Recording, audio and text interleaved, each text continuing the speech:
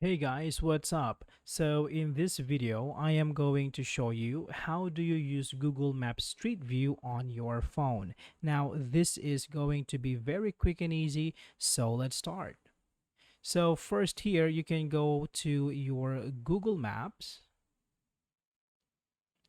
Now, search for a street that you want to view. Now, let's just say, for example, let's say we go to New York. Now, you can zoom in. Now here, you can tap and hold on the street that you want to view until the pin drops, like so. Now here, you can see that there is also a preview on the side. You can tap on it.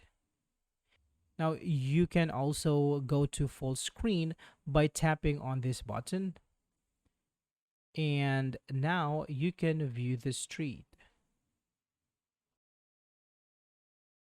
So that's it for this video, guys. I hope this is helpful for you. Thank you for watching and see you next time.